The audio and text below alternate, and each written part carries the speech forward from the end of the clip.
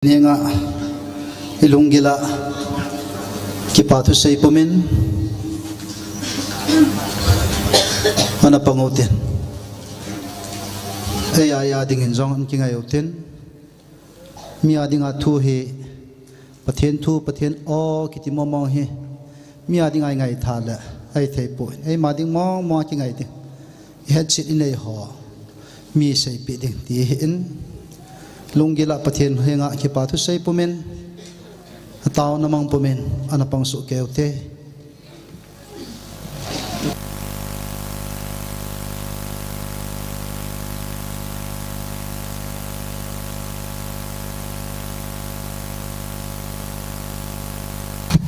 vanoi le set nam zo sila a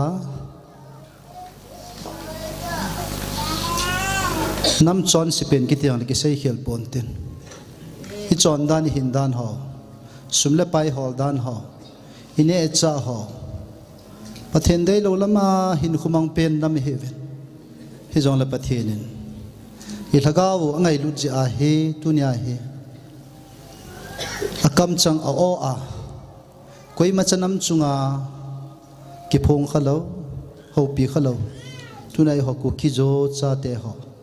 pathen e ho pi ve chunin pathen o zatheya im ho pathen thang baut pathen ko mai lung gelen ki pa thu seut I chon na ho le I hi na bangwa le thu hilawan tunia hi khatsa hingdi yong kim taponte hi jong le pathenin I thagaw khat chu vanoi de se pumpi sanga ai jo hi chi khal khala chu tunia hi dama hin khoi mana tunia oi za thewa he halwa lo pi na chon na ka chon na gel ka gel ala hi tabai pathen o za dingai ki kilom lo he pathenin chon si ho ngai lu in chon sit wang a hoi a the a zon patta a chon sinu jang chu koi man the mo na chan lo hitam kin jong the mo ka chan ta poi chon kit ta he na ti tunia pathenin I bol khil na ho zo se ma kom izutna ma ko mangai da mithum la ngai dam sa pathen hen pathen dei lowa I chon ho ine cha ho ilunggel phalo ho pathen dei lowa hin khoi man ho zo se la ida la wa pathen dei a hin khoi man diu pathen lungai chon diu ai ma lung hi lowa pathen lungai chon diu dei za la pathenin aw kam changa tunia hi I ho ku kinam mi te vanoi le set chunga nam zo sila angai lu na sang pe na koi machana ma vil lo I ho nam thakol ha som walang eng vel vai ho pi jing wa ka ngai lut ko na a he ti chigal he ka ngai lut ko na he ati dung zu ya tu ni chen ge ya avantil a hat pen Michael vantil inam mi te gol hang ho nam sipai diuti po hojong adin pi a tuni chan ge ya even zalwa tuni a I boundary jo seo jong tuni chan ge inam gol langaw na to pha thein I cho jong I pathen zalin pathenin avantilin so pi wa I ho kukinam mi te gal do dinga avantila hat pe nei koi pi zalo heti tuni a I su mil lo dewa I ga sei do nom kin o hin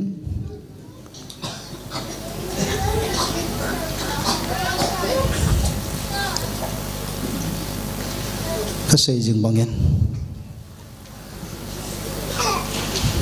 thita dingin men lang nalagaw jut na de humun ni bawe pathen ko mazon dam satan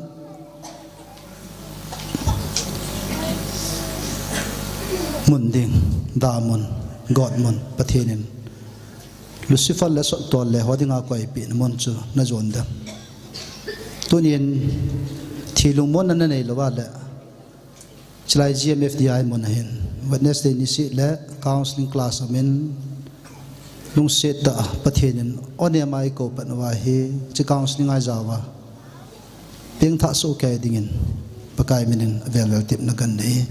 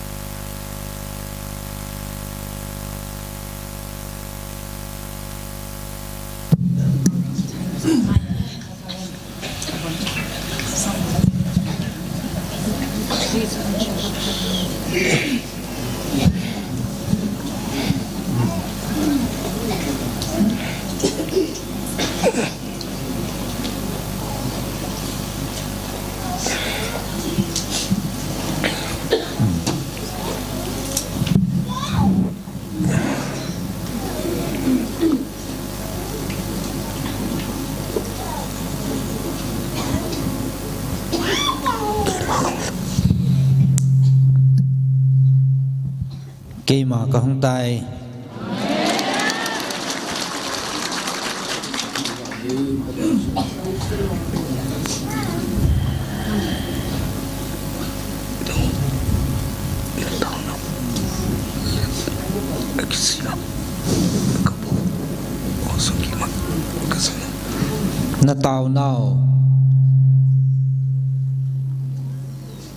nó tàu nào lệ lùng kí xia nó tàu nó hậu nó mịt liho bon san kê man cái này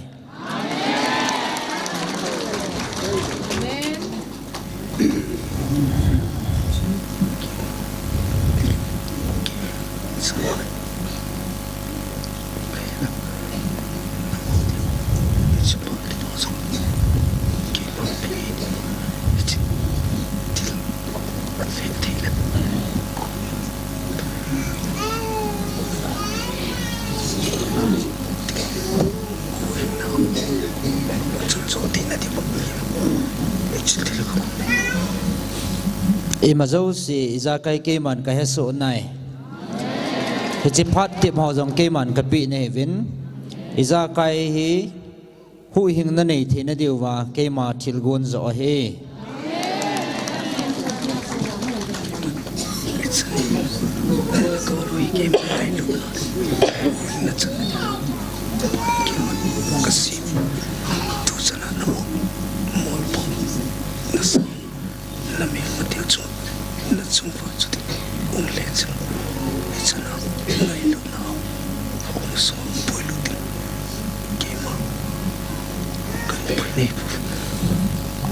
tu chunga tu chana thil su ho na chungwa gal hung ho iza kai to gun ho he ke ma thil go nei bove ka on za wa ka henga nong lut the na diwa ke ma thil go nei bove he ji a chu ka hui benova na chungwa mol pho na ka chu sa lova na ho chunga chuding na mel mateu ka le tu a tu chan he ka hui bina ka hin pui na he bove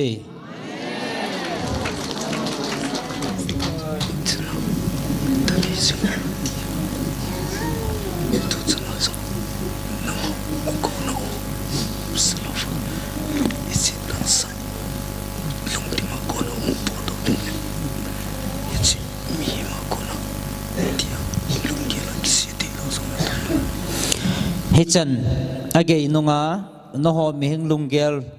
agel na laya alung ta sa ta sang thei nai lowa mihing lunggel agel na lai jong tam pi na na lai ve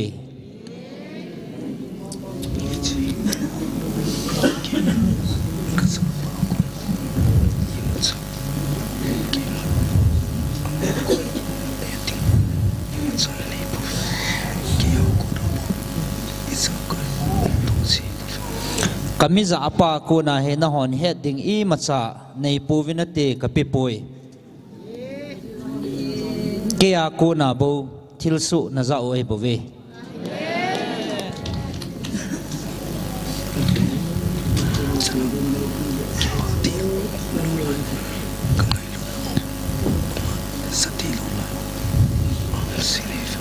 tu chana za thei nai lo le ka ngai lun na o he banga za thei nai lo ho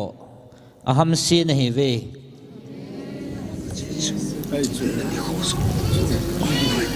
aji chen ni kho jang hong nai tan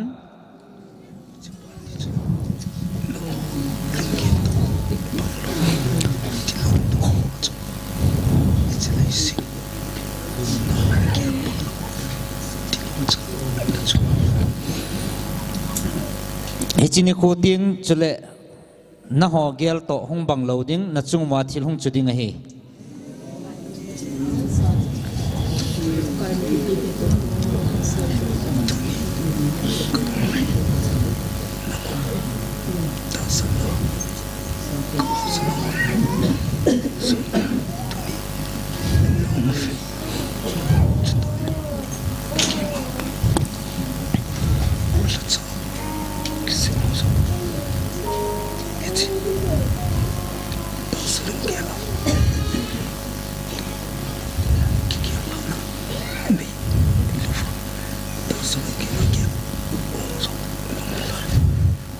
ahin tunin kalungal heye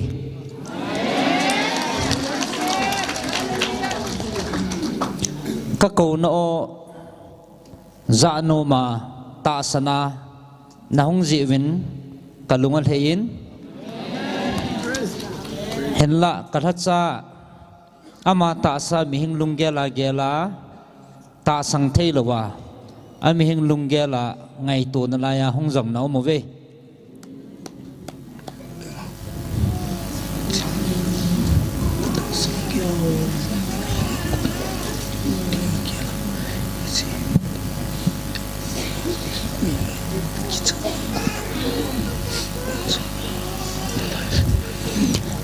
ta sa lunggela gela ama mihing lunggela kichat na nei puma hong jong na na lai ve ming hi na lunggela kichat ji a hong jong na mo ve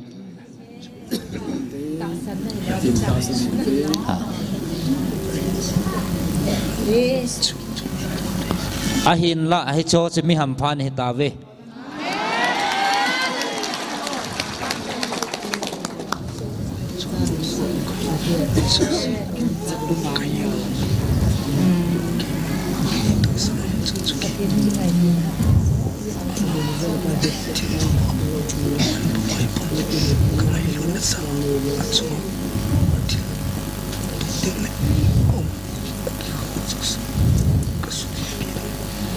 aji chu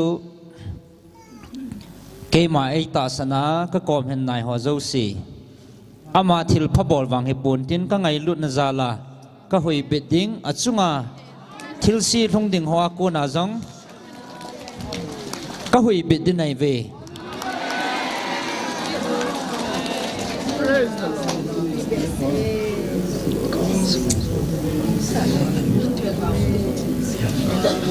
tu ni hunga ko hung za ho no nam mi te ho zo si mi ham pha ne ve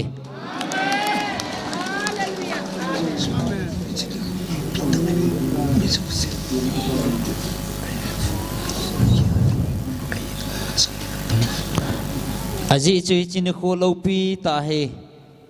mi tam pin age alovin hen la achang zo po ve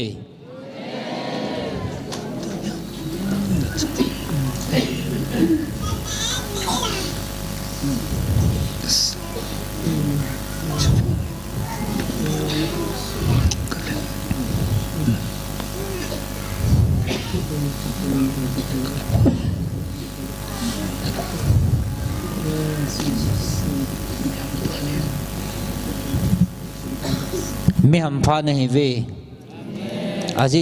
chu van noi le sit pumpia kan han le he tabang chan wang pha chang na ho nam mi te ne ve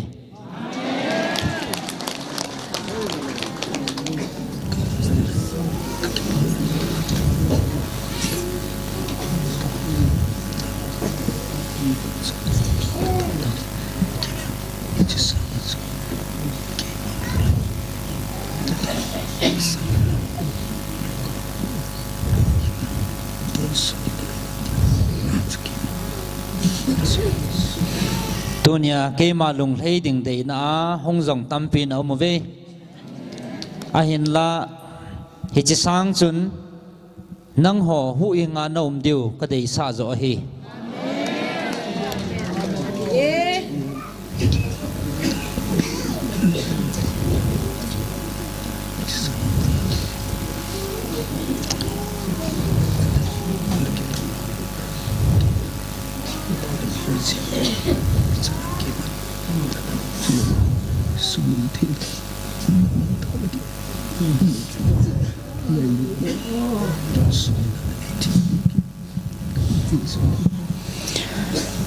na ho nam mi te hi ka ngai lut na aji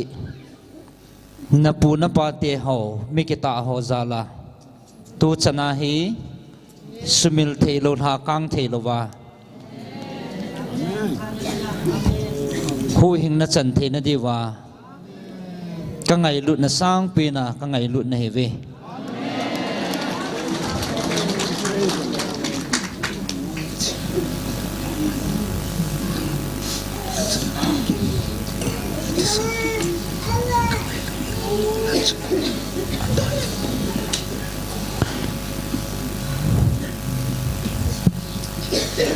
hu hing na chan the na di wa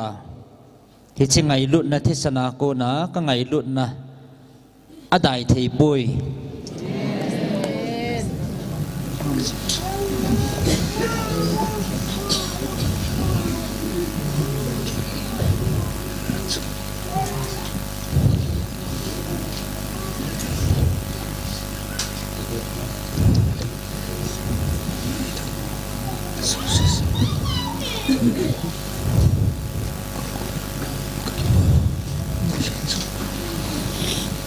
nam dang zo si sangin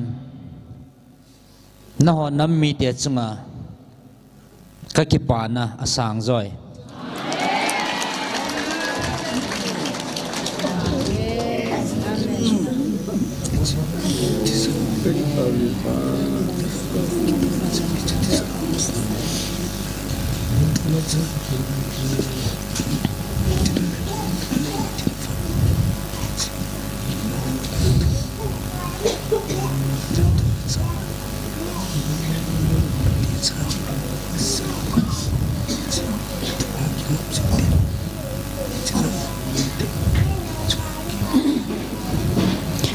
aji chu na pu na pa te ho mi ki ta ho khat le ni hi chi thi sana ko na chu hu hing na thu a in tin le amitina hung ki hil nam mi te chunga kalung leina ali ne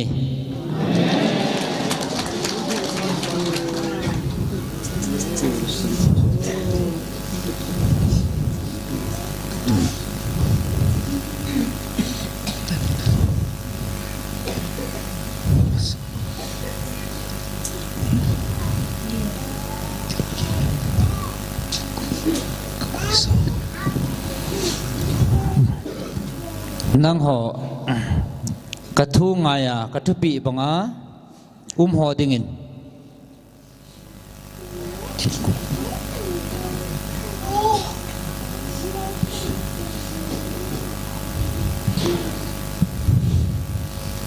na chungwa thilgon ka koi pi e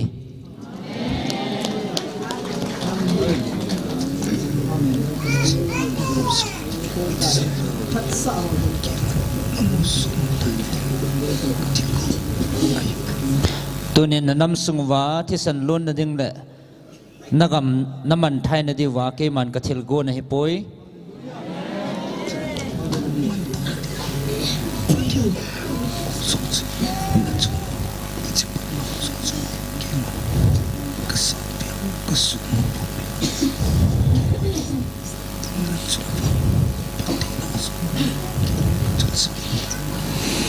na chungwa nagam na di wa to gun nei ho zo chu ke man ka sat piwa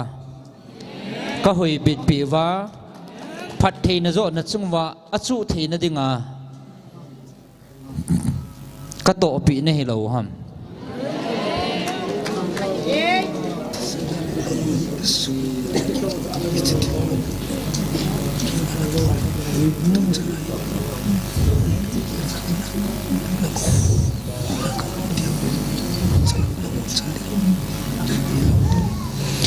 dunia thi san le nagam na di wa he chi thil su hi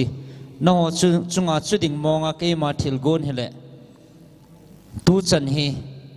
nom le bina dinga na ke gelo ham nagal mi teu chunga chu ho ko no ho chunga chuding zo hi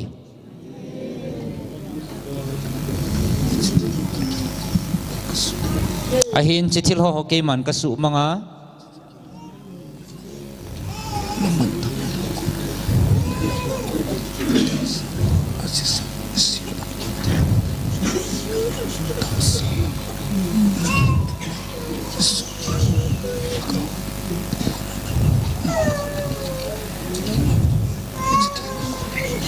nanamo si sala atal sa subit na ding le sim phat na dinga thaga wa jong su cha na nei the na diwa keiman na chungwa thil ka go na hi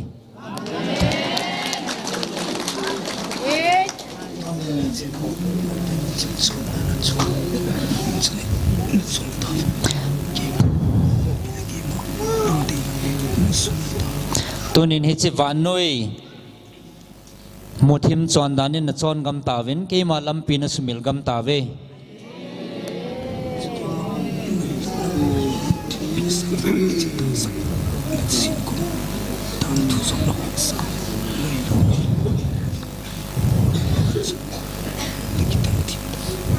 ke ma ngai lut na thilpi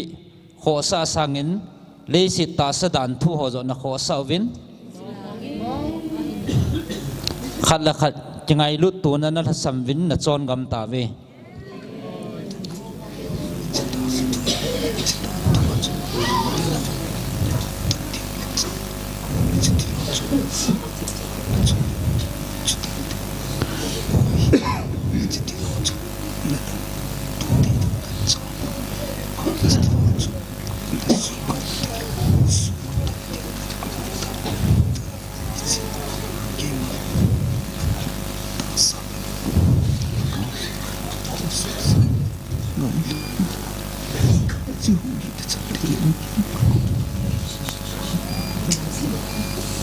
tunin hi chi ta sa le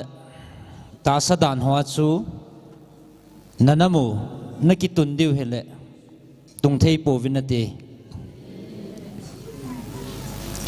heji a chu ta sa gu hilowa thaga wa hu hing na chan the na diwa ke man ngai lut na wa ka ko na hi ve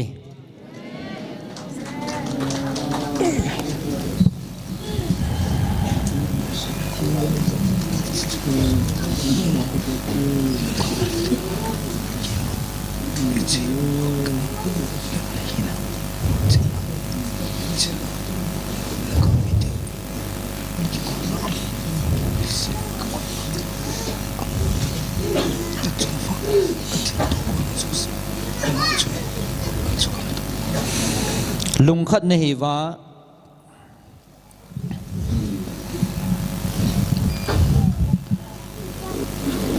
lung khát này và các phát thị nó chân thị nó đi vậy cái nắm đầy hẳn nó hiểu phật chuyện na nagal mi tiêu chỉ gột nó dấu xiềng các sự bồi bịa na chung và chú đình họ dấu xì âm họ chung dọa chùa hi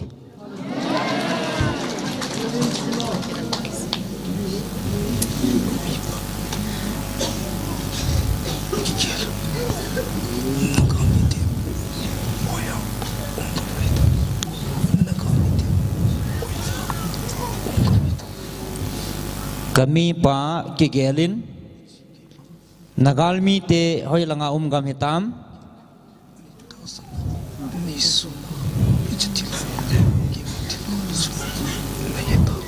ke manei ta sanjaluwa kathil gon ho tunin namutave tunia nagalmi te hoya hitam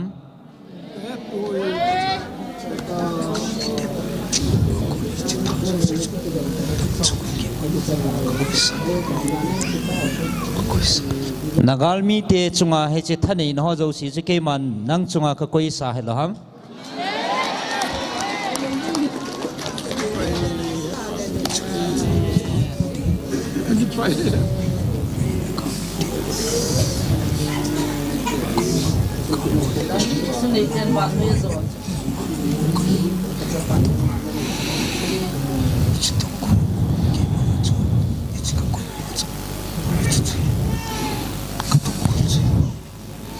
nang ma nagalmi te chunga gal do ding in na ki gong nai henla tunin nagalmi te nang malam nga a nang ma mai nga na ki do pi ding aum thei ta poi he chi thil gon ho chu he chi thil chu ke man na khona ka koi sa he loham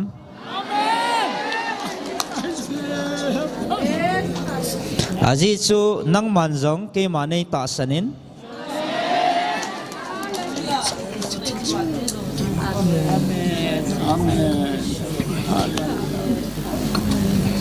nata san na datta kavatna nata san na datta zala ke man he china ka to pi nei tai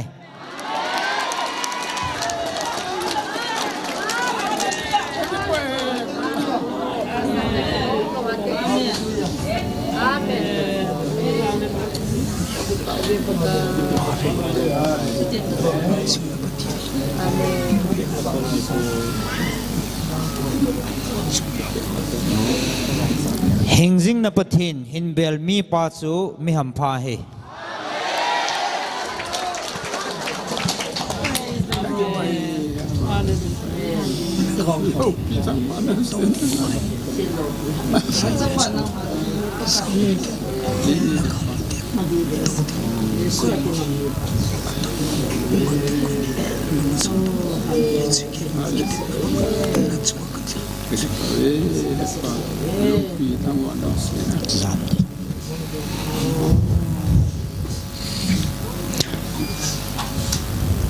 tunin nagalmi te daudingin dal chunza montin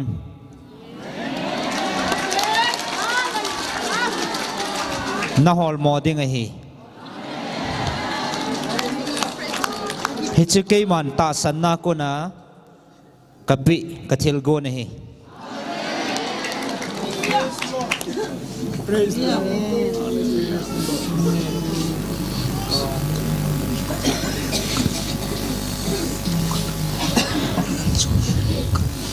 ke ma chi gut na bangin kalung thim na tong khatai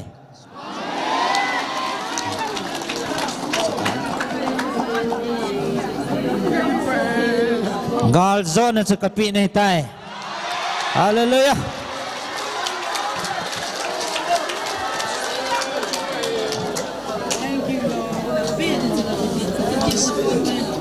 thank you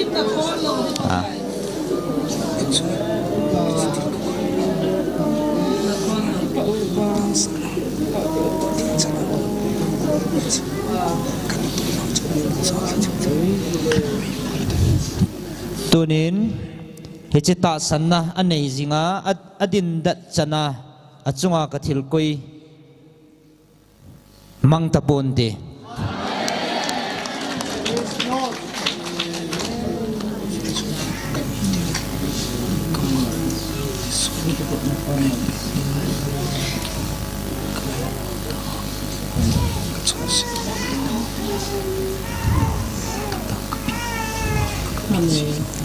aji chu kamiten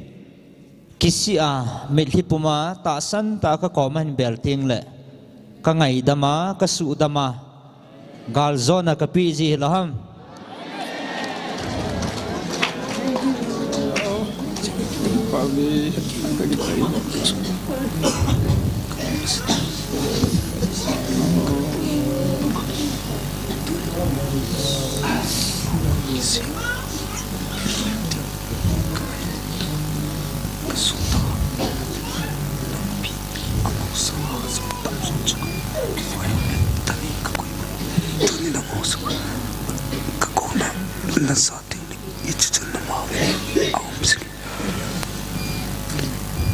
kami Israel tian jong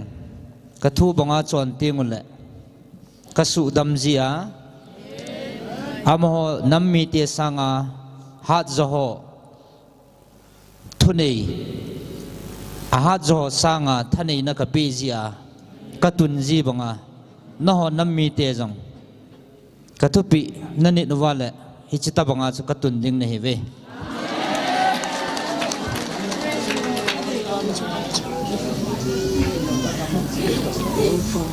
hiji phat jong lung wa tan te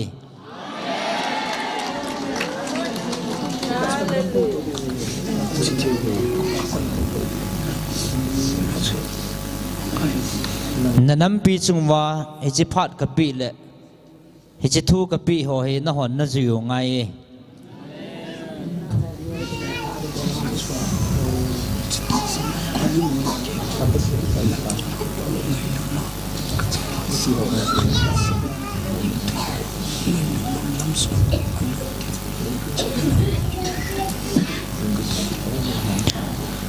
aji chuchi ta sanna ko na nanam pi sungwa ngai lut na le chamna na la wa ti ngai lut na ahung lun ting le he chi lol hin na chu wa ka koi sa he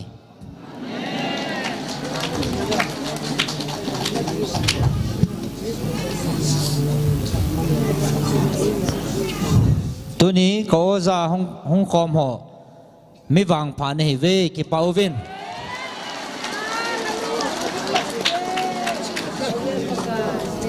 amen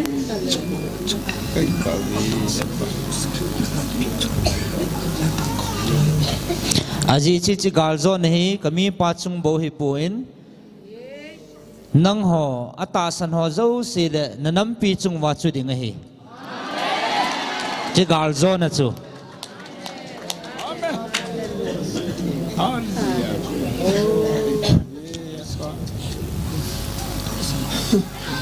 ka oza honga ata san ho mi ham phan he ve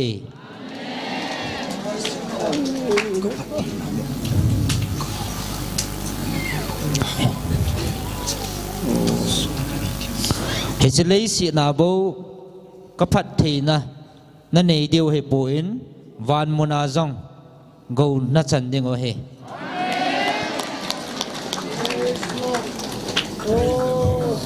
tun hi chi ka ho pi na luk li na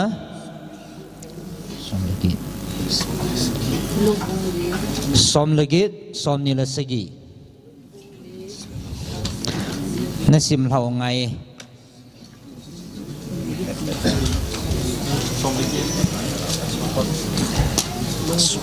okay som legit apa 20 lúc xong rồi là phần ăn thì xong rồi cái chắn xong rồi cái là nó xong như là gì xong rồi koi ma ham sa avel nai dunga hi ena ha ham lo diu ai Luke bung li chang som la se gya pat 27 kan ti jana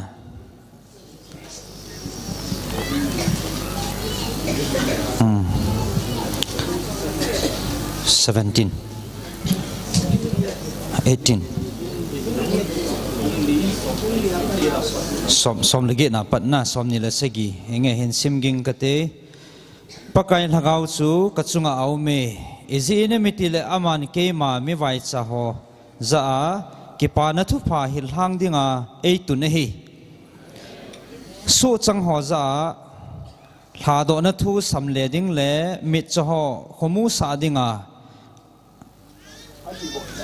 ati go chep te ho thla do dinga pakai la thei kum hil hang dinga e hin so le hi kitilai chu chin aman le khabu chu akhumin thacha le khuna thacha le khuna apekinin atauta ne hi hichun ki khop na ina mizo sin amazing amit lu che ta ve na hi chin azawa hechi pathin le khabu thu hi tu ni hin nana sunguwa agui lung tai tin asei panta na hi hechun abon chawin ama chu asei phawin chule akam sunga su lungsit na thu chu kidang asal he jingun hechi Joseph chapa heloham ati vina hi chin aman ama hoza nang hon lo thim nangma ki bol damin Kapernauma na thilbol kaza chengsiu chu hikoma nangma gama zong hinbolin ti thulhem hi kaza nati te dingu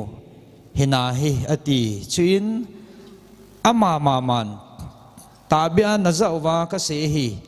thim gau koima ama gam sunga min azop ngai pui a hi wangin tabia nazawa ka se hi Eliza Nikolaya van aki kha kum thum la lagup gamzo sia kil atha chun Israel la mei thai tam ta au min hi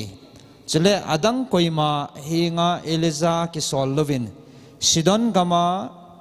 Zarephath kwa mei thai nu hinga aki sol bovin hi chile Elisa thim gau umlai chun Israel la apha tam ta au min a hin la adang koima ki bol dam thing aum pui Syria mi naman bo chu a hi ati chuin ama hon thu chu cheng aza pha nun ki khop na in sunga mi zo si alung hang be se jingun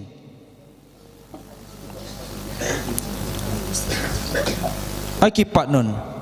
khwa kun chun ason don abung bua sot la dingin akhochian naw kolde lama chun 28 chan sudan hai 27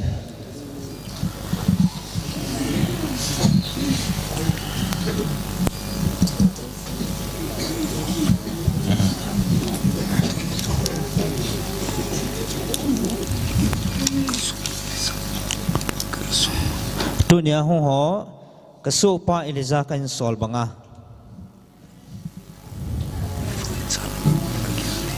nang ho mi vai cha le agan thei atha sam ho ko ma he chi hu hing na thu hi keman kasu pa Eliza kathun sa bangin mei thai nu ko ma kathun sa bangin no ho chungin zong achutai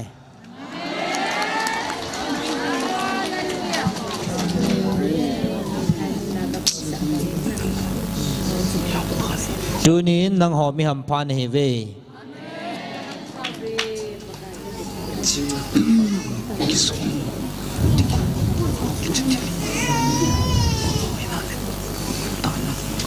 tunin nang ho chi na le het na ki sung ho din ngol hui le man thanan anevin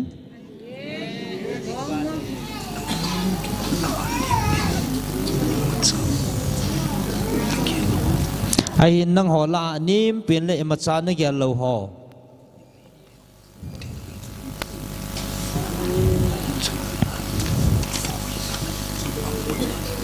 minim pin ho a na gyal ho minim pin ho dingin chai at na le ke pa na le so cha na nei ta ve mi ham pha nahi ve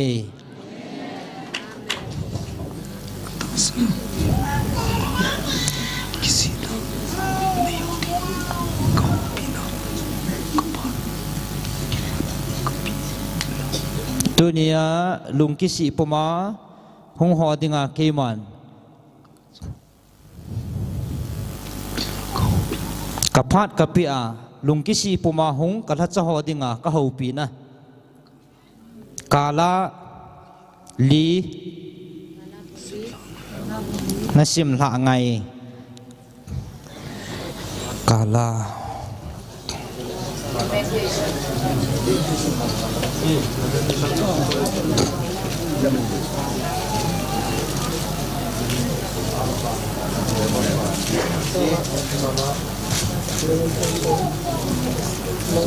koi maham sahibin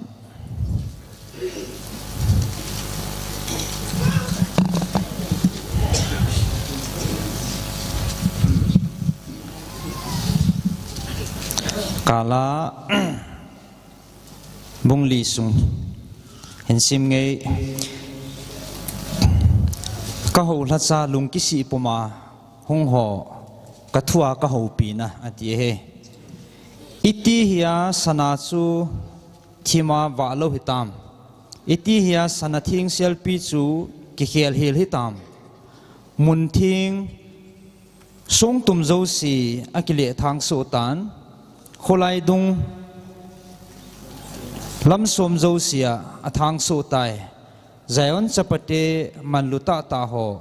sanato kilep the hela ki gel ho iati le label tabang zinga min hitia he agyal gamu hitam mehem khuna ki deng label bangin akigel tai kam keite jingin zong anote noi apin achep sa jin kami te chanu wang a eng sil he jing tai gamang la a thale wangong saute tabang asu gam ta ve naw sen noi chep pat zong chu adang acha be sen adang le alei akikabe jing ne hi chapang hon ne ding an athu movin koima an pi ding angai to aumpoi an tui tui ne jing jing ho chu kolai dunga kil thoin athidin akizam ta ve pun mantam pun sandup a kipua hung khang do ho jong pun bejin vot sala vut sala alu luin akisivin akizamui aji chu kami te chanu ki bolgim nahi anasabe se sodam ki bolgan thei na sangin jong anasajoi hichi sodom kopi chu mit phat ka lova ki sumang achunga khut jing jong ki halo hil anahi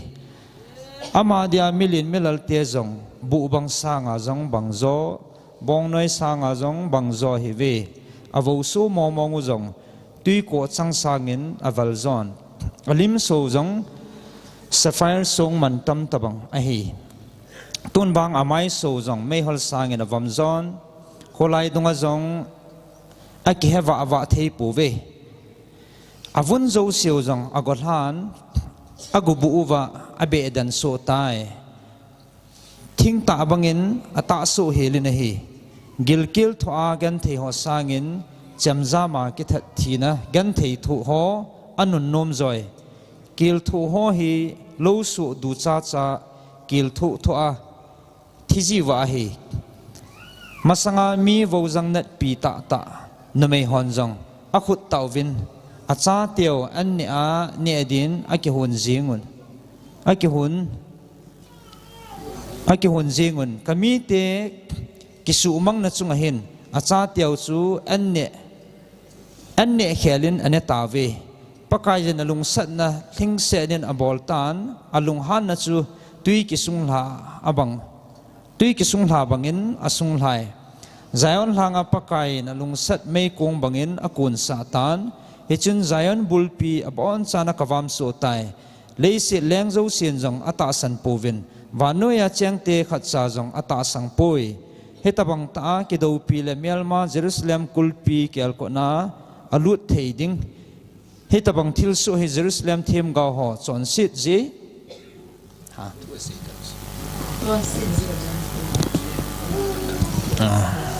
apa tai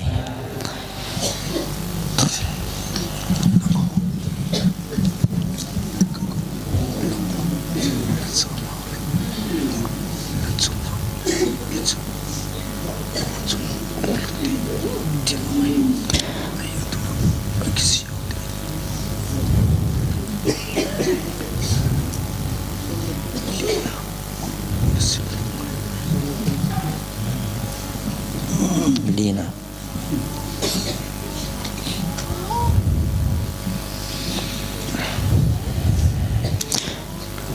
các câu nó ra vào lâu lệ hết chi hung số đi ngay hiến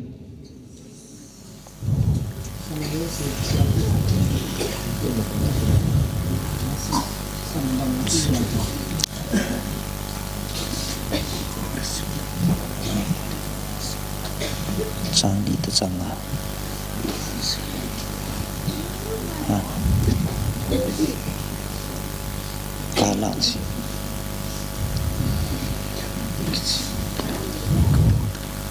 alung haya kisi ho ke man ka bol dama amen ka ngai dam na ding ka hu pi na thu kala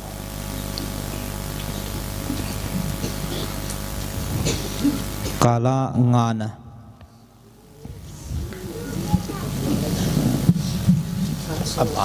aban sudan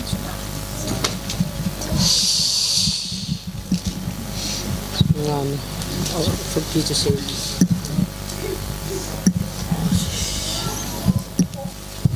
Kalhat sa ho lungkisia kao za ho dinga kahopi na kasudam na atin atupi jun happy na muna dia tao na atin hinsim ngay o pakai kachungwa thil su hi geldo timin vedda kachan naw hi ven lang khultu timin kani ka go zo siu gam chom mi te chang so tan kain zo siu jong mi dang chang so tai ke ho hi pabayin ka do ven chaga ka so ta ve kanu teo jong mei thai tabang jing he ta ve ka don diu tui man ge ya kai kapi diu hin ka ti diu thing ge ya ka cho tho diu he tai ka ngong chango le nam kol gi ta akitun min ka to azep jingin ke ho ka thau chol be se jingin chol du phat ka mutapu ve izip mi te khuna ai pi do vin Assyria mi te khuna ai pi do ta ve chol le na nga an ne ka ki hol diu he tai kapu ka pa te wa chon si vin abe su ta ve ke hon ama ho chon sit thim mo kapu vin hi su ho chu ka chungwa vai ho min apangun akhut wa ko na e hu do diu mi khat sa om tapoi ka hin kho thi na to ngam helin ne la cha gam mang la chamzam him gingin ka jingoi ki la ha be se ji hin meisa abang jingin kativuno jong meithum sung sat bangin asai Zion khupia mi hon numei ho kichip nan abol tawin juda gam khulin dunga jong nunga zo si asuthang tawe milin milal te jong akhut novin akai jun upa ho kizabol na jong abe hele gol hang zo si sum heya chang goi din ada acham lo helin min amanovin pasal chapang ho jong chu ti thei thinglom apu sa na zukham bangin alon le le ve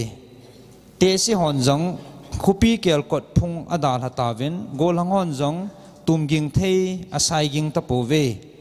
kalung thimuwa ka ki pa na obeitan kalam la mo jong lunghem na asu gam tai kalutsang wa kunin lalukhu tula alhatan o he ada kahive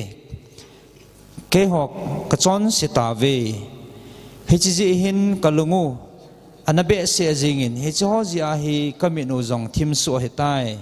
aji chu zayon mol sang ahom kivine ki zamin kam keiten that le nan amang tawe he jong le pakai nangin tun sot a leng vai pujing na hin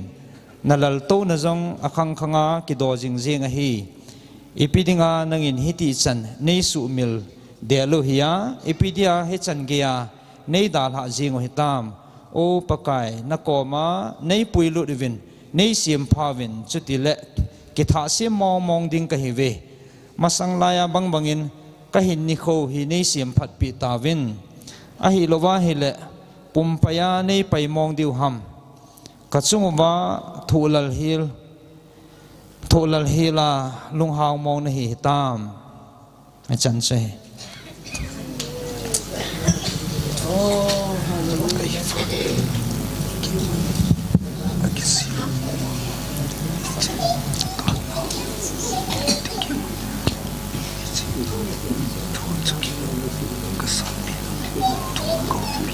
akisia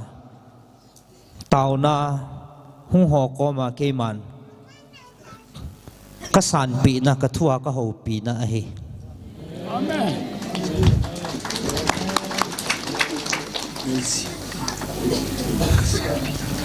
kana cha ho dingin akisi ho dinga ka san pi na ka thua ka ho pi na he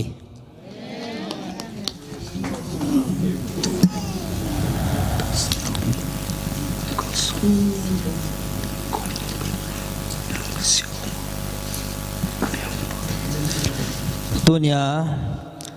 lungkisia hung ho tasana hung ho mi ham phan he ve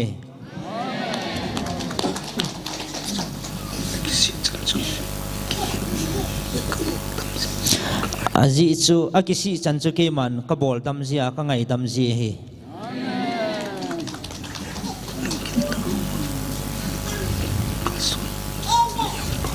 tuni na ho lungil ta honga hongkal song ho mi ham phan he ve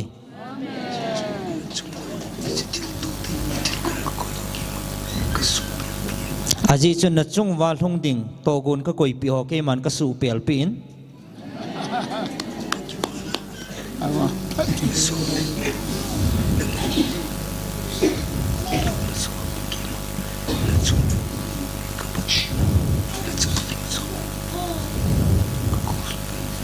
na ki pa na deu zo le ngai lut na zo na chung wa chu dingin ke man ka gun piu ve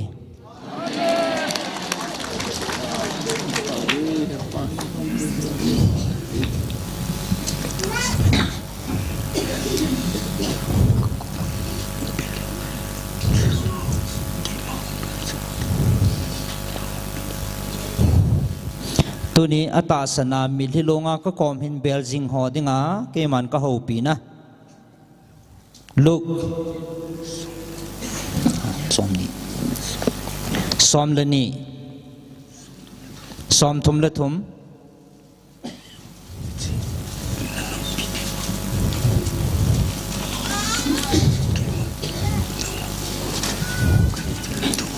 hechin nam pi diwa ke man ka hin vil na thua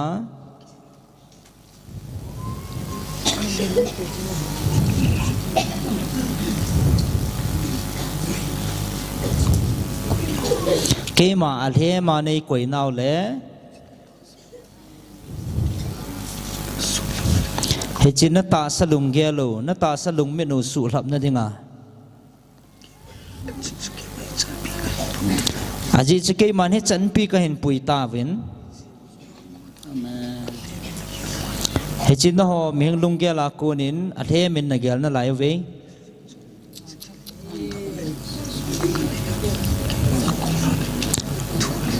aji chu hi chi ata le aga ne ya ke man ka ko na thu hi look som na ni som thum le thuma ko na chaina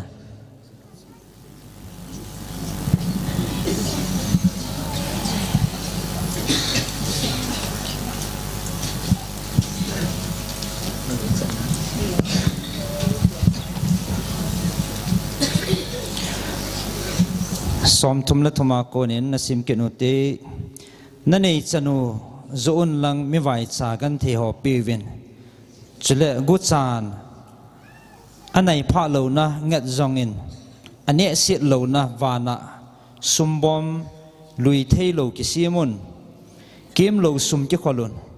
izi ina miti le na go na chu na lungjong ding a hi na tai ki ge on chule mei wa jingin umun chule mau puina a ko na ahunga kot a hin kiu phat le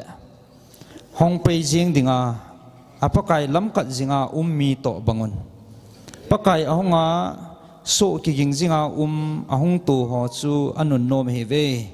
keiman nang ho ta bia ka sei pi ne he ve aman atai akige a ama ho chu an kung sa he ngova honga amata ajan lewa pangding hi chule ama zandan chule ama zandan ni na ahim zandan thumna ahima ahunga chutabanga chu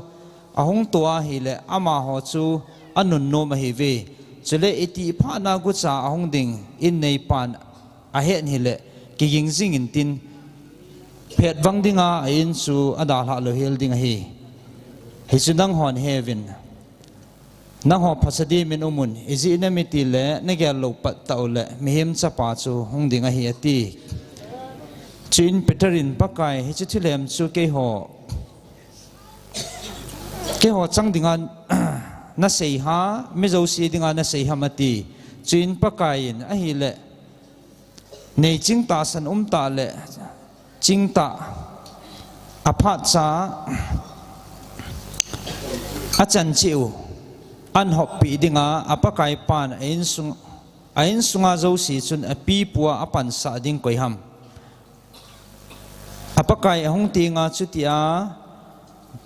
bol ahung tu su chu anun no ma hi nang ho ta bia ka sei pi ne ve ama chu anei zo si chunga api puwa pan sa ding hi ama wang su pa chun kapakai ahung ge tihan su nu ho le su pa ho deng pan ta han chule ne han don han kham ta le hi chi su pa chun agin chat lo ni ta le a het lo pat ta apakai pa chu hunga ama chu tumni aswa achan ta san lo ho la a koi ding a hi chule su apakai lunglam he a phasadi ma lo chule alungut banga bol lo chu tamta ve ki voding a hi hello wa vo dola thil bol wang chu ki vol hom ding a hi tamta ki pi hi nga chu tamta ki beng ding a hi koi hi le tamta avop sa wa ku na chu tamta ange ding o hi ke ma wa noi le si chunga meile ha dinga ka hung a hi meile oh sorry mei le la dinga ka hung a hi tu ta jing jong hin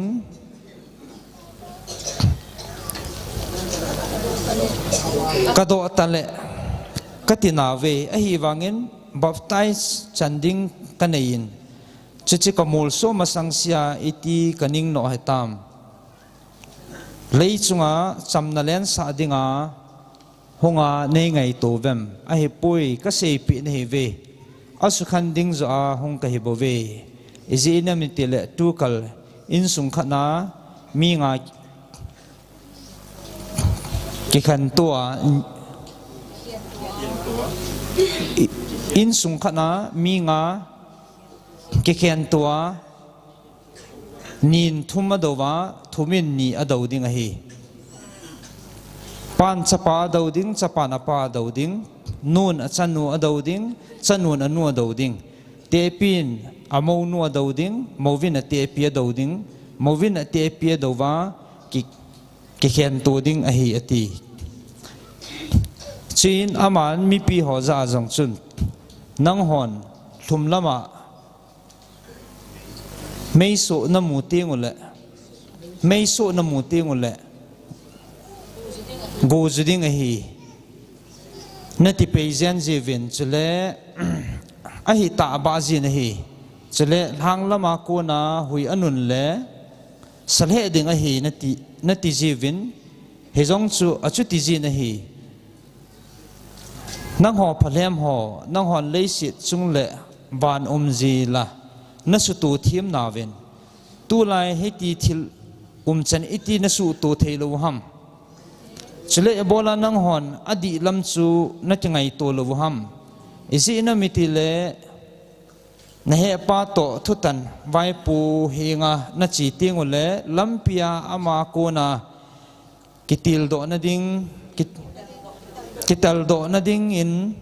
ki ha bolin achu ti lo le aman nang thutan vai pu hinga na chamlowa na kai ding a hi chule thutan vai hom chun sot tol me man khuna pin na tin sot tol me man chun song kula na khum ding a hi ka sei pi na hi nang man a chai na ke pai gaya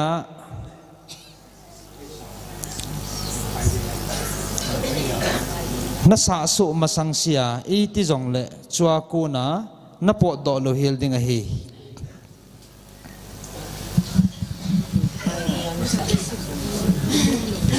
pai ti dan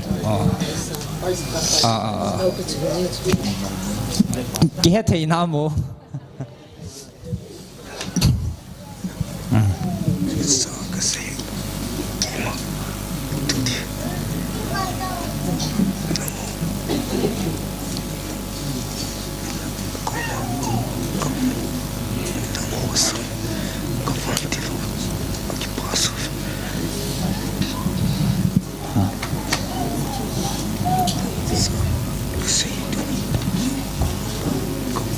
na ho za ka se hi tuni na ho la kong hi na ho sangin ka van til ho ke pa zo ve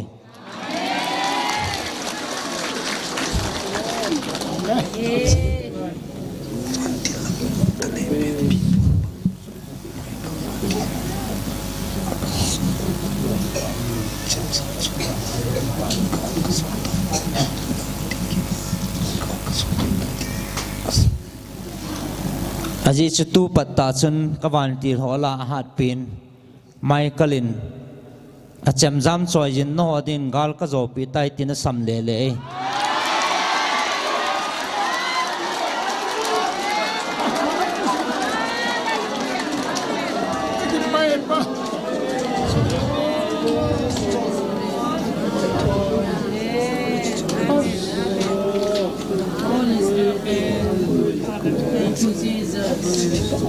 Thank you, Jesus. Praise the Lord in the name of Jesus.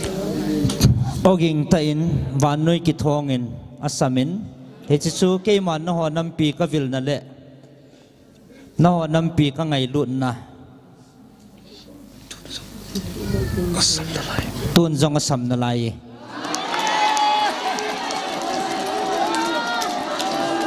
no ho ding in gal ka zo tai no ho ding in gal ka zo tai no ding in gal ka zo tai thum vei ta sam tai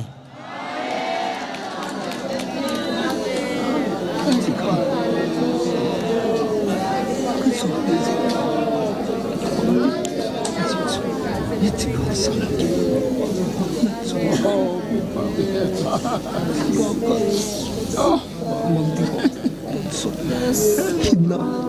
sang lo iso huida gal so ke pa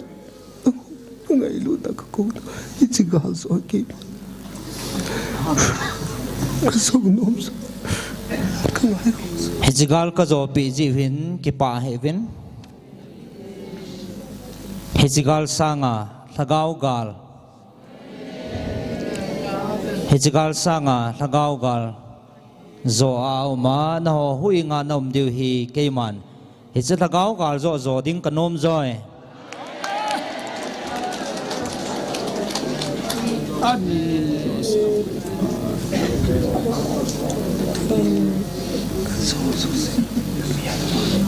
aza ho zo si tu ni mi ham phan he ve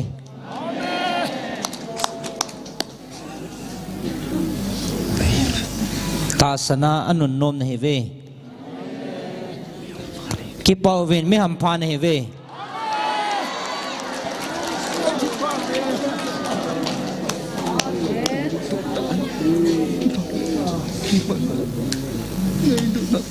lam mi te khu bil ton so ina na chati ta sal laga hamal chu na chu ke cham ta im ka so ta si na ho ta sa chu ka lo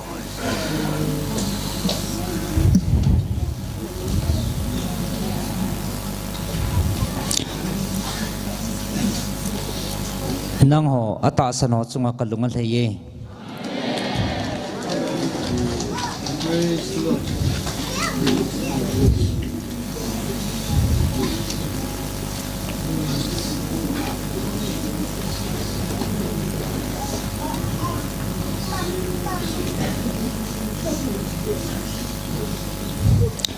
nata san na zalwa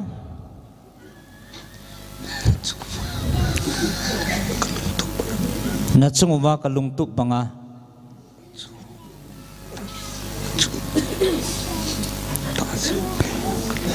na chungwa kalung tu banga chu ta jin kalung lei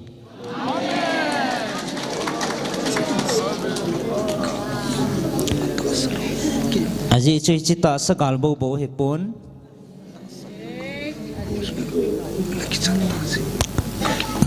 ta sa le lagau hu hinga na ki chan ta je vin kalunga lei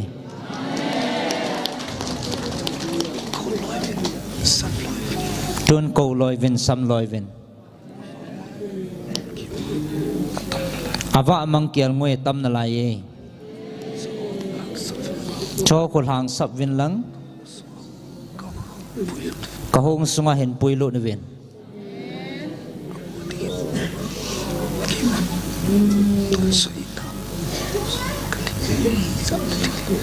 amo dinga tun sot hin na achan thei na ding vin tun sot hin na achan thei na diwa ke man he chi to gun he ka gun he bove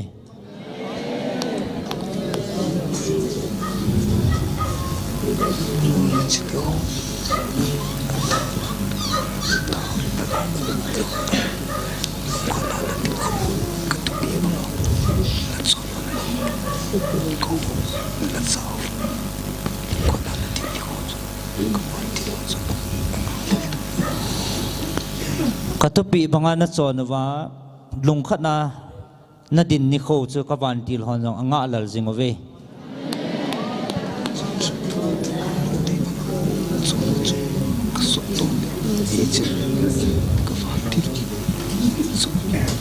aji chu pa lung lama chon ho chu ka sot tol le ka van til hon jong a ki pa piu he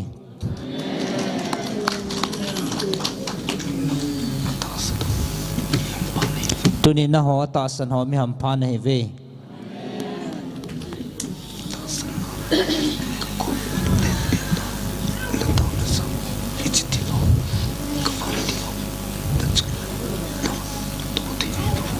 na ta sanwa ka kom na hin belwa na taw na zalwa na chungwa ka van til hon hi cho hi ato the hi bove aji chu ta sanom lo na mun cha thi sa hi ta sanom lo na mun a ke man na ka tong thei poi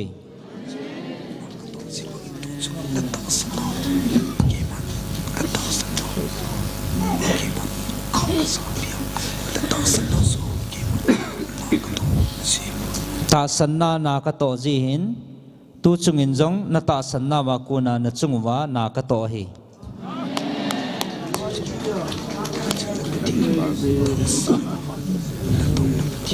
aji chu ke ma hing jing na pathinu ta sanna bawa na tong na pathinu ka hi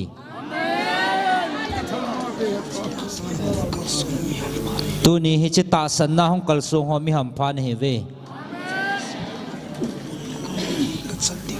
chilei siat bawa he mun lagam na chandeu hi pon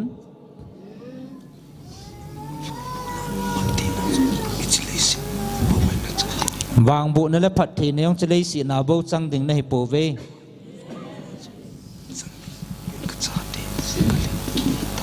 van muna jong chan nei ding ka cha tia kal han nei ta ve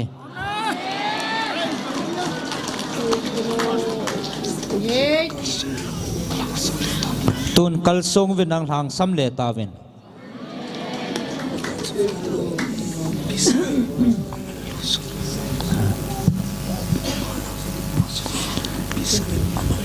nang hoa ki pa na pa chu van noi pum pi sang na man lu joy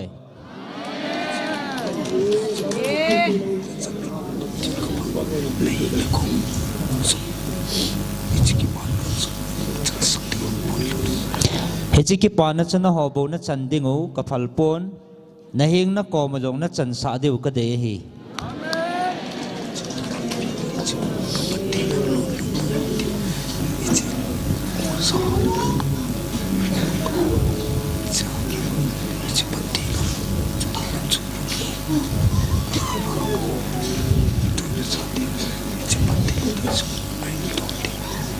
hechi ko o za ho hechi lampia cha ka phat thei na hong long lu nin tin na tu na cha teo khanga phat thei na hong long lu jing ding ai tai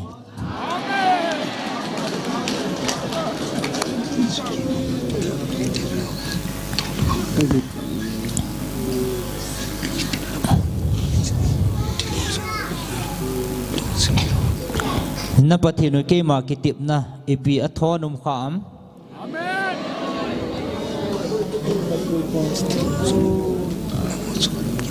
hechi thil ho jong hi no chunga ka ki tip na hi hechi ho jong hi om thei lo ding in na gyal na lai ve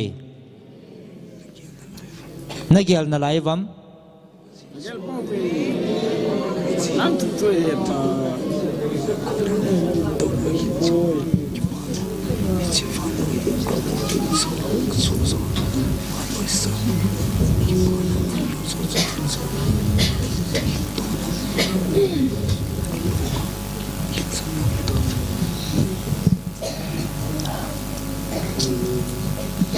tua ki pana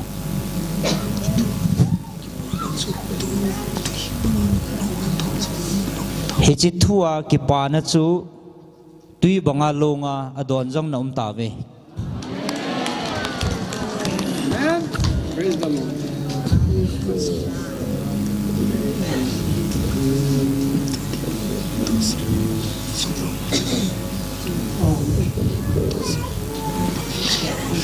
tunin atasan phabep jong nau mo ve tunia atasan phabep jong nau mo ve hi chu ho chu mi ham phapin na hi ve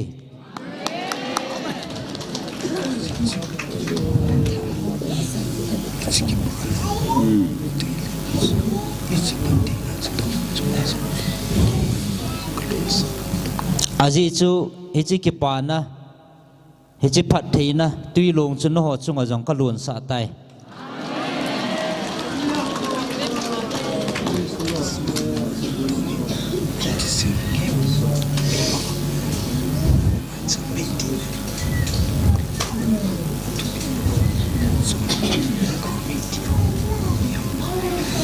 ahin tunin katupi banga chona thagau mei sema ka thagau thupi banga mai cham mei sema mi le chenga tau khom ho mi ham phan he ve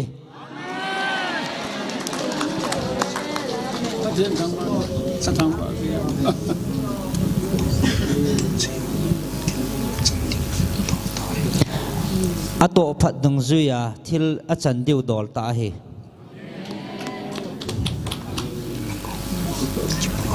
nang ho ke pawvin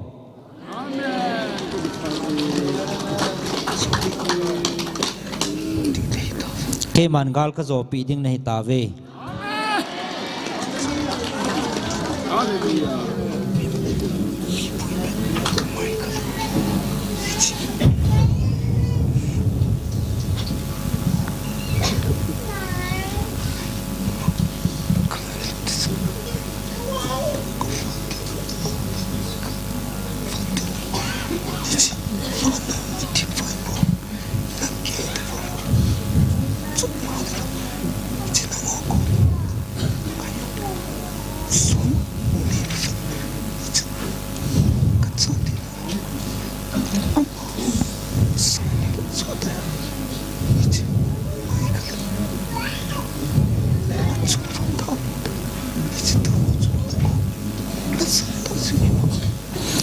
aji chu kawan til hola thanei pin achung nung pin Michaelin chiwan noi muthim vai pu agilo pa thunei na ho na keng to noi wa chut pha dinga a hin koi ta ji in namu so ke ta vin heji chun ki pa zo vin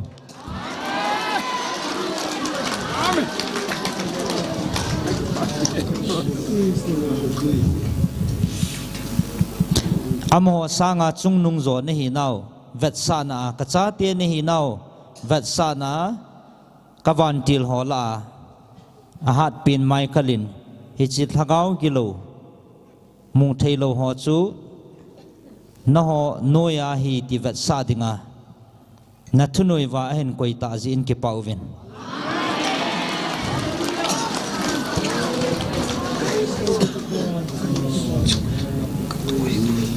nang ho ka ngai lut na ji a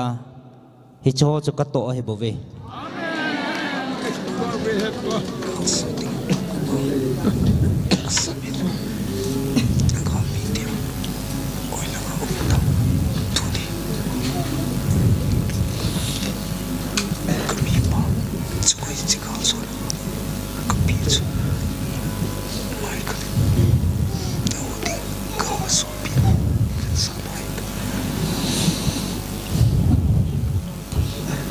tunin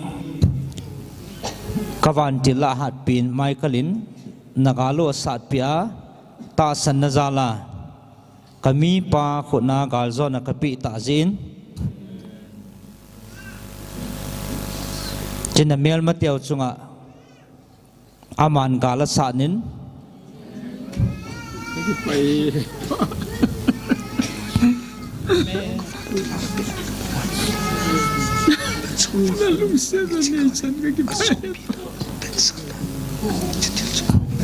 kavantil Michaelin hijigal zona anei vatsa nain hichi gal zona chu kami pa kho na kapi hitai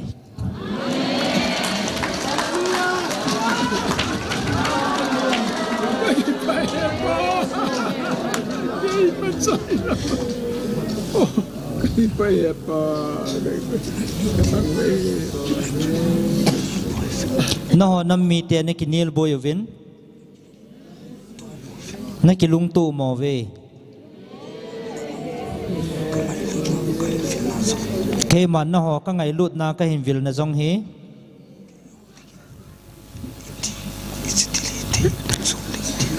ke ho ding in hi chi thil hi ti hi thei chom di ham tin na ge lo ve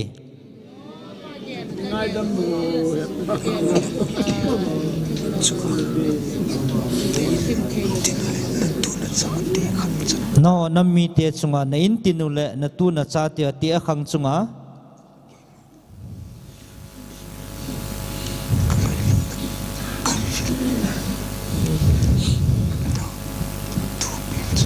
ke man ka hin ngai lut na ka vil na thu pen chu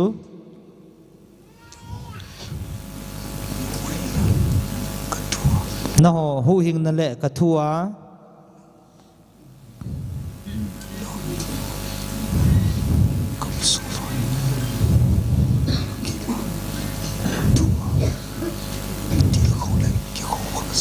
nakam sung wa ke ma thua ki til kho le ki kho kha naum jingwa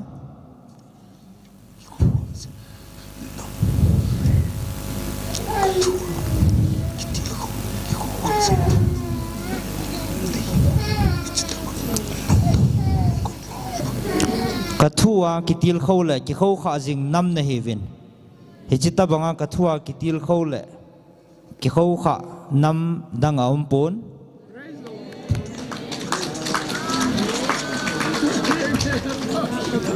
kathua kitil kho jing nam na hi naw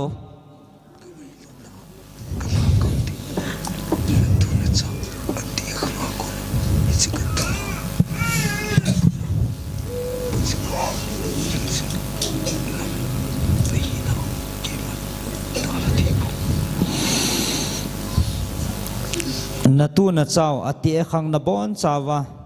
kathua hong kitil kho jing nam na hi ji wa keiman ka ngai lut na la kang thei po winge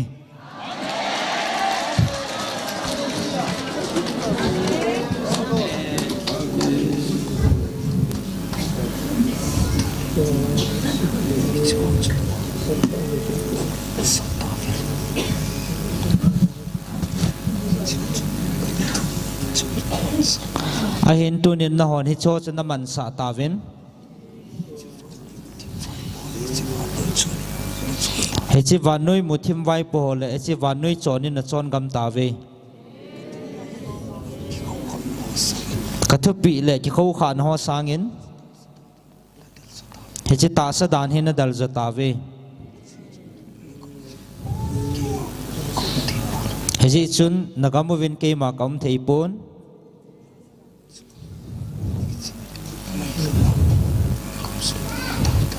no chunga chi ngai lut na nagam sung wa dai tan ki chang ngai lut na nadim tawin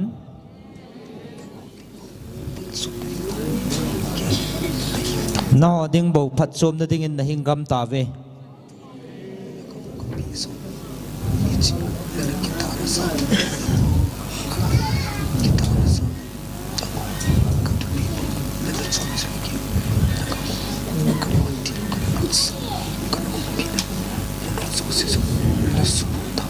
tunin nagam sungu na puna patyaw kita na le kathua na chon na zalwa kana piwa nagam kana pi ho lagawa kana op khum tunin na subu gam tawin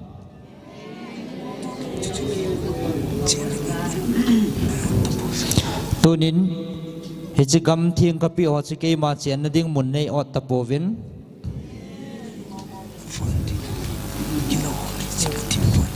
na ho vantil kilo ho le chi muthim vai pu ho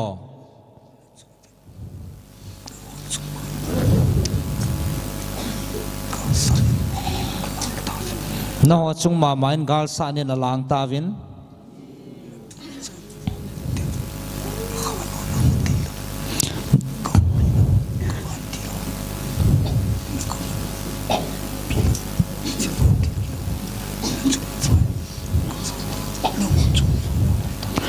natu na cha te ho kathua khang but thei talovin hi chi vanoi muthim ho na chungwa vai hom tan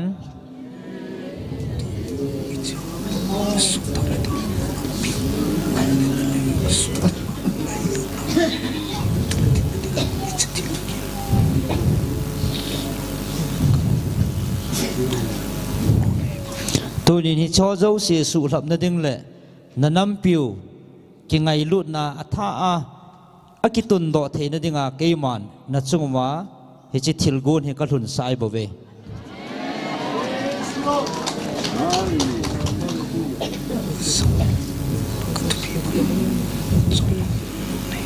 tunin ko zawin lang katupi banga chon ho chimin nun nom nei ve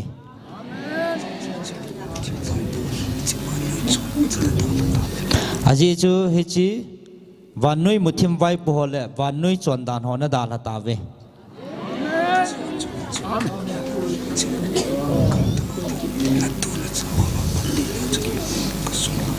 he cho chunga chu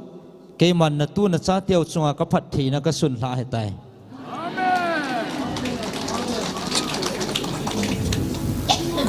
amen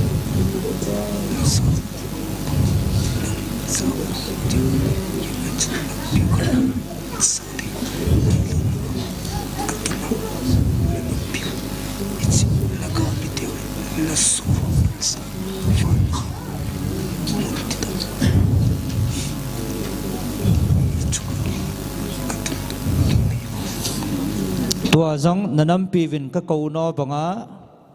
nazawa na hong tingule na chon na bangwa nanam piu pa banga kalun sa ding tunya na mel matiaw jong na suwa ka koi ding namdang te het ya katun ding na hive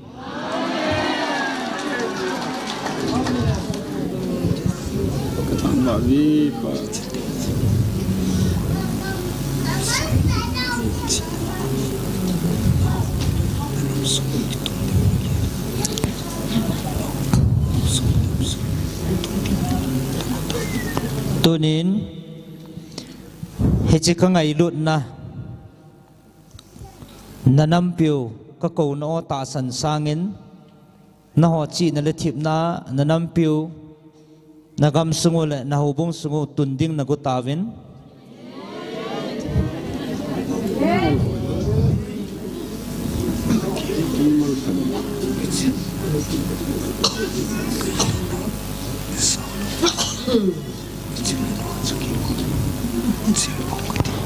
ahin kay ma ngai lut na zaw lovin hichimun hwa chun cheng pong kating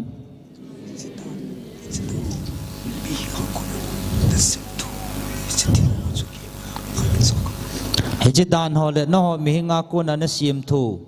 thil hwa chun kay man khat chang ka pampoi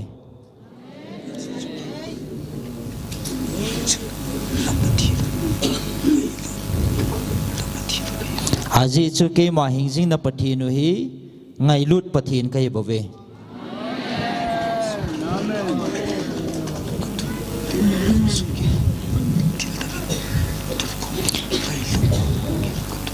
nanam sungu ke man thil dang in tungpong kating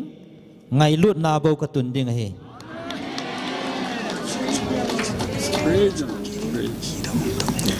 aji chu chi ta sa dan ho chu ke ding in ki da ta mun na su gam ta ve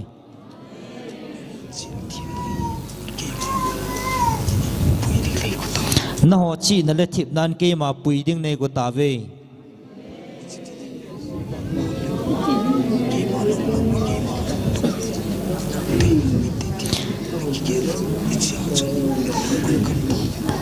heje thil hi bol leng ke ma lung gut le ke ma dei lam hin te tin na gelwin heje thila chun na ki saboi gam ta ve nang ma lung gela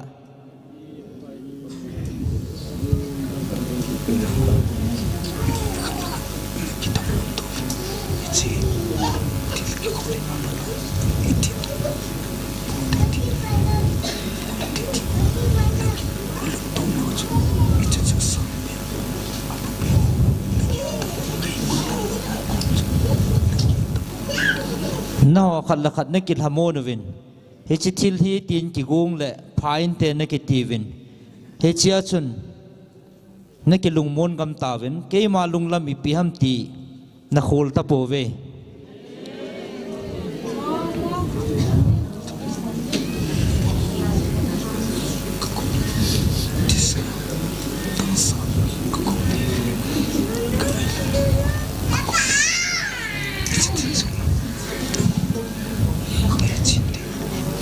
tunin nang ho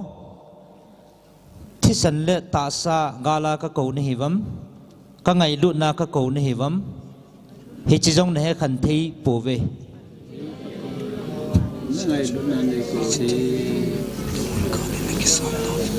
aji chi thil hi na hon galin na ki san na ve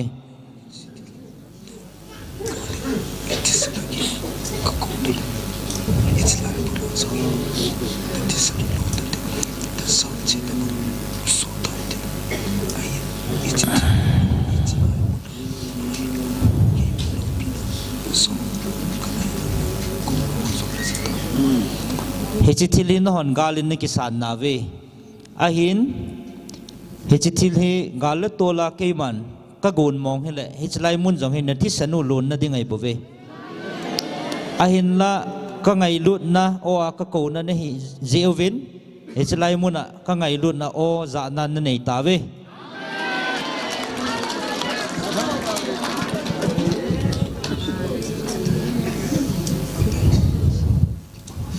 tunin na ho ke pauvin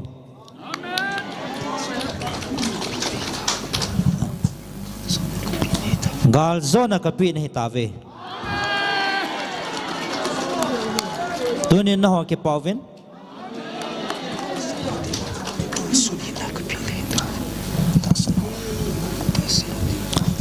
atasan ho dinga tun sot hin na kapi nahi tave tunin na ho ke pauvin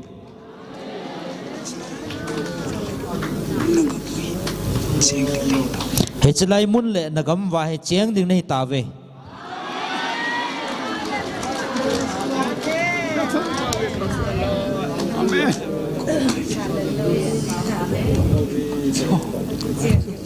tu hin ko loyun lagau mong tha ding ho ko loyun ka ngai ngam poi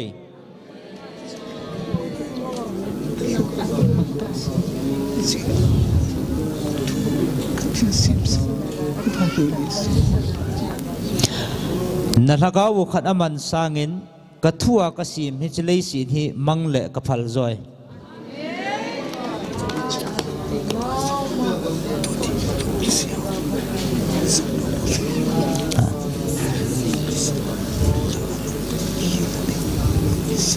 lungki sia lungki khial na ne ya hongjong na mo ve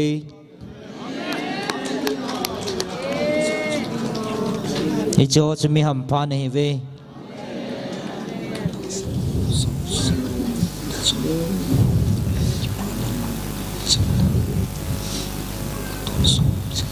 tuni na ta san ho zo si na chunguwa kipan le chamna atun so ni num jing ta han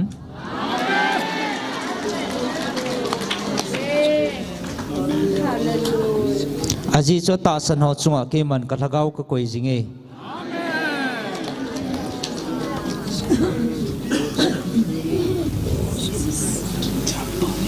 ata sana hong ho jong mi ham phan he ve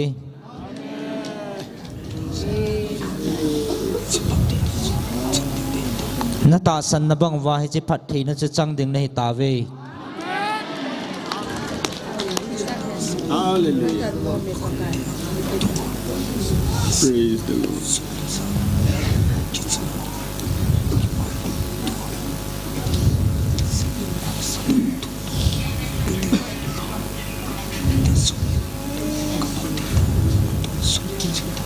tunin ata sana he chi thua zum la za to a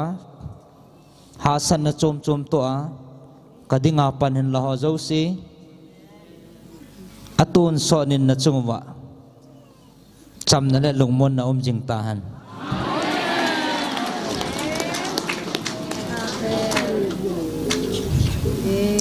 hong kit ding kahi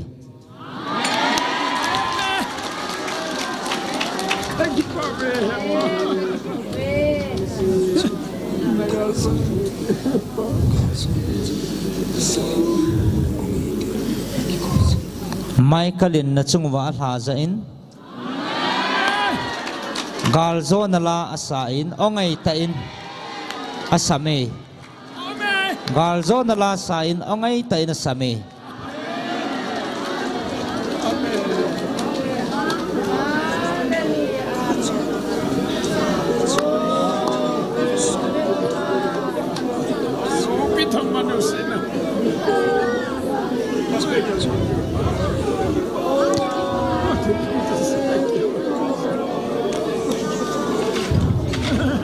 dunia kalhacha hole nanam pi diwa phat katip pi ho tigel phavinang azole katutip na chungwa hong chukante hechi kigel do theina dinga chu phat kapi na lai na heve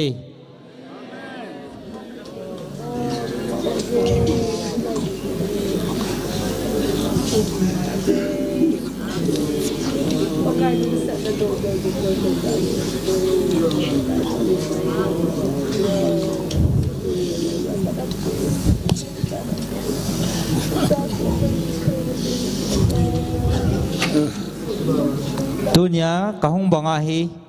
nikhat ting le vanui pumpia dinga napatong ho le kalagaw namun zo sia dinga keima vanui adinga hongkit ding kahi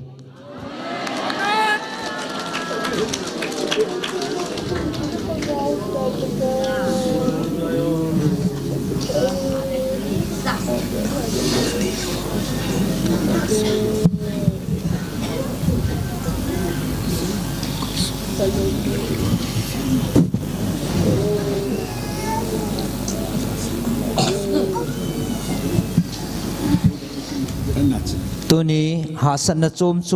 tu zong le keima ai ta sana hong ho zo si mi ham phan he ve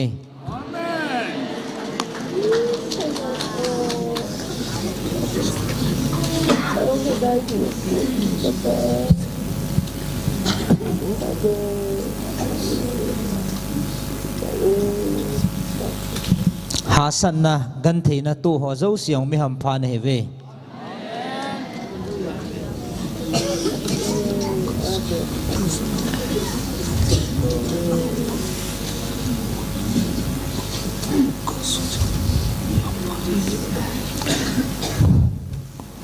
hasan na chom zong le ta san na lungling lau ji zong le lungling lau lo banga hong ho zong mi ham phan he ve Amen. lungling lau lo ta hong kal songa ka kom hin bel ho zo si mi ham phan he ve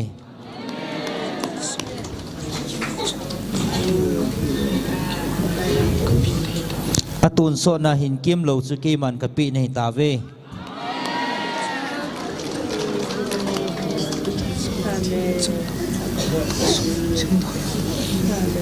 na chuma ka phat thei na atun so ni nom jing ta han cham na jing ta han na chungu vin kalunga thei ke ma chi ta nge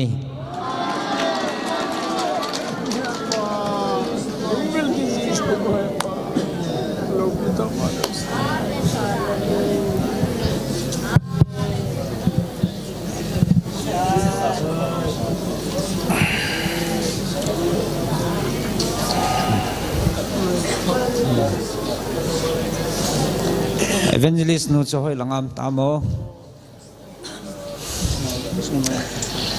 ani ki no po te thakanin ki khano te nom tain phan bangutin ki khano te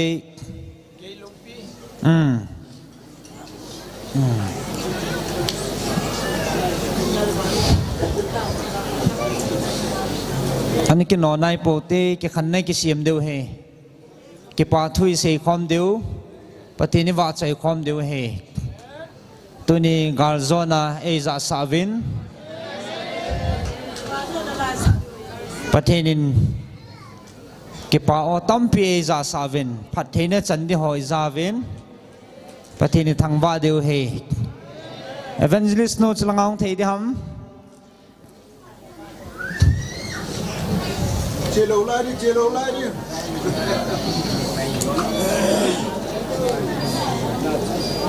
ta ban chi rồi gì na khat sa ko mo ten na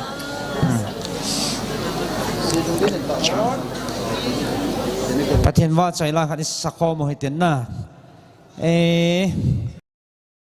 thim su ke deu kata sanin chlaya chu akichi thei pina nane het theina di wakin ka thei top soa thu cha he na banga he hin so do te ding ti chu kan tup thu pi pe na hin akidan dan chu